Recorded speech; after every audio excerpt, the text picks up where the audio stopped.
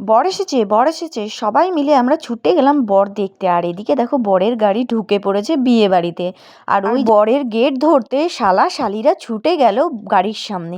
এখানে কিন্তু 2 শালি আর 1 শালা বরের। আর এখানে কিন্তু সব বরকে আমরা বরণ করে ঘরে নিয়ে যাব, মানে বিয়ে বাড়ি নিয়ে যাব। এরপরে কিন্তু শাশুড়ি চলে এলো বরকে বরণ করতে। আর শাশুড়ি কিন্তু একদমই ইয়ং। আমাদের জামাইয়ের শাশুড়ি এতটাই ইয়ং তোমরা দেখলেই বুঝতে পারবে। এই দেখো আকাশি কালারের শাড়ি পরে রয়েছে বরের শাশুড়ি। আর আমাদের জামাই কিন্তু এখানে প্রচুর লজ্জা পাচ্ছে। আর সাথে রয়েছে নিতবরকে আর জামাইকে মিষ্টি মুখ করে। তো এখানে কিন্তু বরকে সব রকমের নিয়ম কানুন করিয়ে বরকে নিয়ে যাওয়া হচ্ছে বিয়ের আসরে। আর আমাদের জামাই কিন্তু খুব ভালো, আমাদের ডিমান্ড না করার সত্ত্বেও জামাইবাবু কিন্তু শালা শালিদেরকে হাতে 10,000 টাকা দিয়ে দিয়েছিল। জামাইয়ের কিন্তু শালা শালিগুলো খুবই ছোট, যার জন্য তারা কিন্তু এই টাকার হিসাব রাখতে পারে না। তাদেরকে 2-4টে লজেন্স দিলেই তারা একদম খুশি।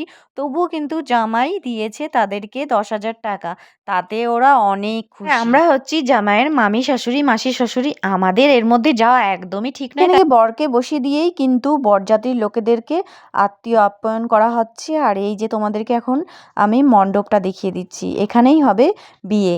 আর এখানে মণ্ডপটা কিন্তু হয়েছে দারুণ। আর এদিকে কিন্তু বরের চোখ শুধু কনেকে খুঁজছে। আর কনেও কিন্তু এদিকে রেডি হয়ে বসে পড়েছে বিয়ের পিঁড়িতে। তার আগে কিন্তু আমাদের একটা নিয়ম পালন করে নিতে হবে, যেটা হচ্ছে এই যে বর মালা নিয়ে দাঁড়িয়ে রয়েছে। আর আমাদেরকে বরণ ডালা নিয়ে তার চারিদিক দিয়ে মানে গোল করে ঘুরতে হবে। তো এই রিচুয়ালটা কমপ্লিট করেই কিন্তু মালা বদল শুরু হয়ে যাবে, শুভদৃষ্টি শুরু হবে।